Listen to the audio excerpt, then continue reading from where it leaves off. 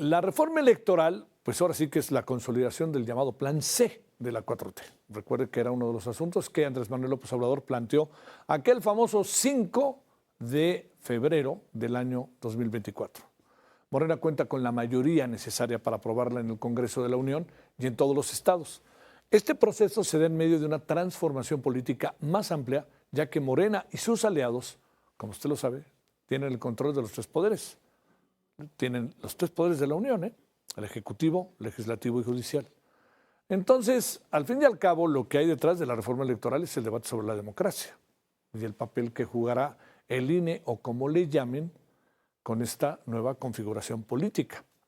El INE recibió la propuesta de los OPLES, los organismos electorales estatales, para la próxima reforma electoral. La presidenta del INE, Guadalupe Tadei, entregó formalmente a la comisión presidencial para la reforma, la propuesta en la que se defiende la permanencia de los organismos. Guadalupe Tadei reconoció que el INE no tiene la capacidad para absorber las funciones de estos organismos públicos porque cumplen labores muy especializadas. La comisionada presidenta explicó que se vuelve imposible hacer a nivel federal el trabajo tan específico que se realiza a nivel local. Varias personas han dicho que a lo mejor la presidenta no tiene toda la información de lo que hacen los soples en cada uno de los estados de la República Mexicana. Habrá estados en donde no funcionan bien o en donde deberán ser criticados, pero habrá que pensar por qué. Si porque están más diseñados o porque a lo mejor quienes lo instrumentan no están haciendo el trabajo debido. Otro tema importante de la reforma pues son los diputados plurinominales. La presidenta Claudia Sheinbaum habló sobre la resistencia al interior de Morena para desaparecer esta lista de diputados y senadores. La mandataria federal explicó que respeta la opinión de quienes defienden la permanencia de estos legisladores, ya que no hay un pensamiento único al interior de la 4T, y aseguró que se abrirá una mesa de trabajo para construir una propuesta integral que se adecue a los tiempos actuales. Si se da cuenta, Morena está pensando en Morena, así, y en el oficialismo, en la mayoría. A Morena y a la presidenta yo creo que mucho que digamos que le preocupe ese 46% que no votó por ella, no me parece que esté en la mesa. Jorge Aljobín, consultor, analista electoral, constitucionalista y parlamentario, con usted y con nosotros. Jorge, gracias por tu tiempo. Muy buenas noches. ¿Cómo estás? Muy buenas noches, mi querido Javier. Un gusto saludarte. Seguimos en lo oscurito con la reforma electoral, ¿verdad? En efecto, mi querido Javier, habrá que decirlo así. No hay plazo que no se cumpla ni deuda que no se pague. Y efectivamente tú hacías una antesala y relatabas lo que era un deseo del obradorato con el plan A, el plan B y el plan C de la reforma electoral, pero yo me iría un poco más atrás. Esto forma parte de los deseos del obradorismo desde el año 2006, después de ese conflicto postelectoral que nos llevó al voto por voto, casilla por casilla. Es un viejo anhelo del entonces candidato presidencial Andrés Manuel López Obrador, que luego fue tomado como una bandera de la cuarta transformación y que ahora pues la está encabezando la doctora Claudia Sheinbaum Pardo. Por lo tanto, me parece que esto se ve en dos pistas, en una pista política y en una pista técnica. En la pista política, obviamente, tenemos una enorme polarización. Por un lado, la oposición habla de una desmantelación de los órganos electorales y de secuestrar a la democracia. Y por el otro lado, el oficialismo ve en la reforma electoral pues una reforma tan importante como la reforma al Poder Judicial, como lo comentó en su momento la presidenta de la Cámara de Senadores, y por el otro lado también lo ven como una forma de inocular a la democracia mexicana de esto que se denominaba en su momento como la mafia del poder. Ahora, si entramos al plano técnico, mi querido Javier, yo creo que la reforma electoral habría que leerla de manera muy sencilla. Yo la leería en dos coordenadas, como desaparición y disminución. Cuando hablamos de la desaparición, se plantea la desaparición de los plurinominales y la desaparición de los organismos públicos locales electorales, que no es otra cosa que los OPLES o que antes conocíamos como los institutos locales. Pero en el caso de los plurinominales, me parece que hay dos posiciones. Unos que señalan que obviamente los plurinominales fueron la forma de garantizar la representación política en los congresos, pero también desde el lado del oficialismo ha habido una crítica práctica del abuso de estas figuras que al final del día ha llevado a muchos de nuestros legisladores y legisladoras a perpetuarse en el poder, obviamente usando esta figura. Por lo tanto, creo que en esto podríamos encontrar matices y magnitudes para poder llevar a cabo esta reforma electoral, pero veremos si hay una desaparición o simplemente buscamos una adecuación del marco normativo permitiendo, por ejemplo, que no existan listas cerradas, esto es, que los partidos políticos impongan el orden de los plurinominales, sino que se hable de listas abiertas y que sea la ciudadanía con su voto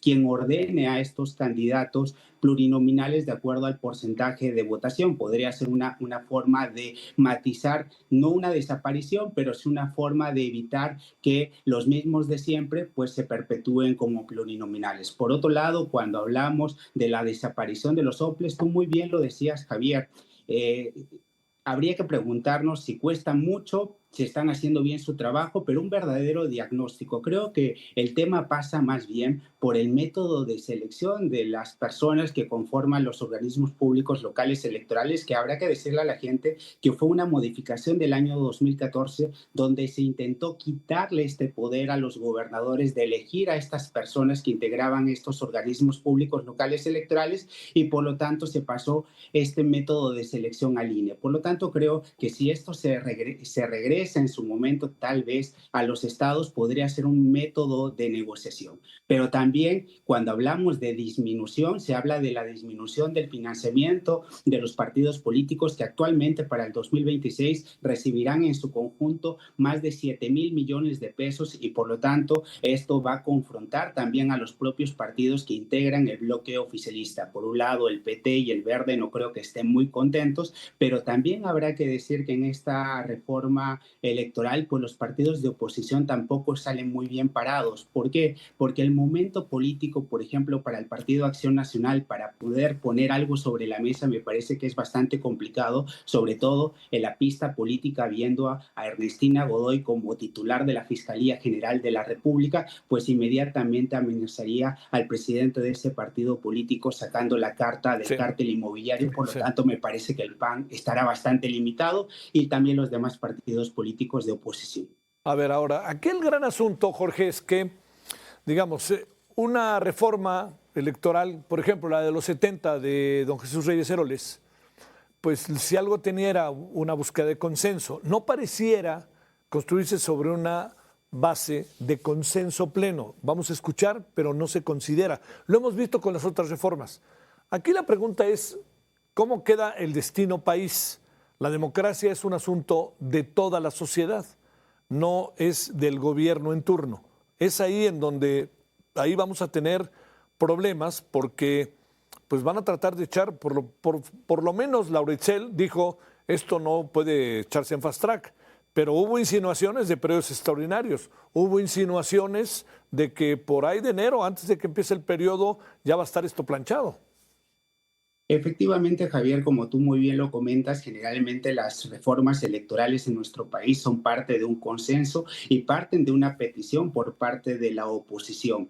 Pero en esta ocasión lo que estamos viendo es que es una petición formal por parte del oficialismo, que para algunos sectores se lee como ya no una forma de legitimación, sino como una forma de secuestro de la democracia de nuestro país. Muy lejanos están aquellos momentos que comentabas, por ejemplo, con el doctor Reyes Heroles, cuando se hablaba del tema de los diputados de partidos políticos para buscar que la oposición tuviera una representación en las cámaras. Más bien lo que estamos viendo en este momento es cooptar todas las áreas de poder, no solamente en el legislativo, sino también en los órganos electorales, y me parece que esto también se jugará en varias pistas. Creo que no hay ninguna duda de que la reforma electoral pasará, habrá que ver cuál es su magnitud, pero hay varios momentos que deben importarle a la sociedad. Por un lado, los tiempos. De acuerdo a la propia Constitución, de acuerdo con el artículo 105 de nuestra Constitución, las reformas electorales se pueden aprobar hasta con 90 días de anticipación al inicio del proceso electoral. Esto es, se tendrá como último día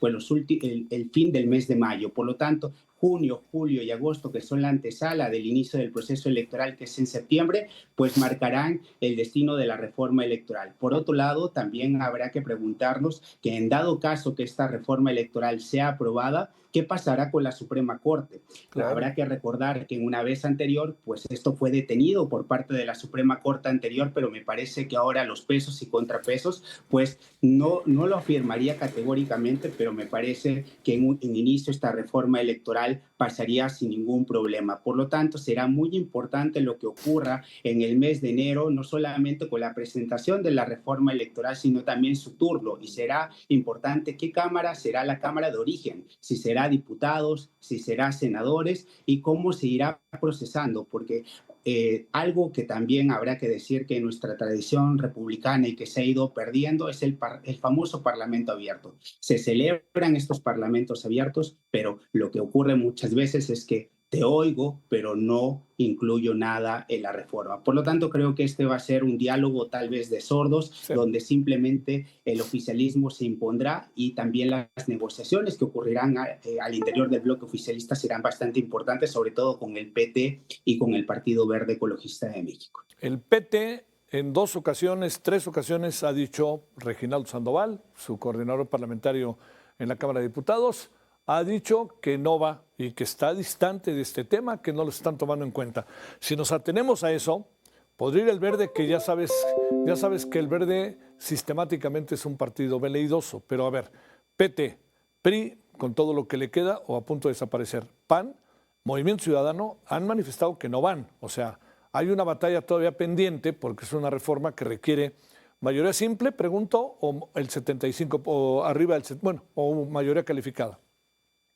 Me parece que en estos casos será una reforma constitucional y legal. En el caso de una reforma constitucional se requiere de una votación calificada en ambas cámaras de 2/3 partes y además la aprobación por parte de la mitad más uno de las legislaturas. Y aquí, como muy bien lo señalas, Javier, me parece que esto le servirá a Morena para poder hacer un intercambio de fichas. Déjame plantearlo así. Me parece que el tema del financiamiento, la reducción del financiamiento a los partidos políticos no transitará ni en el oficialismo con los partidos aliados ni en la oposición. Por lo tanto, esto permitirá tener algún margen de maniobra por parte de Morena para el caso de los plurinominales. Y entonces me parece que aquí también habrá enormes problemas, no solamente con los partidos aliados y la oposición, sino imagínate todos los plurinominales que forman parte de Morena y que no han ido a las urnas a refrendar su votación y por lo tanto muchos liderazgos, por ejemplo, en las cámaras de senadores y en la Cámara de Diputados, pues perderán ese enorme poder que tienen. Por lo tanto, creo que no será fácil, que se entrampará al interior de los propios partidos y el enorme reto que tiene la doctora Claudia Sheinbaum es lograr ordenar su partido político y además poder conversar no solamente con la oposición. Eso está, yo creo que de más, sino más bien con los partidos al interior de su bloque, que es el Partido Verde y el PT.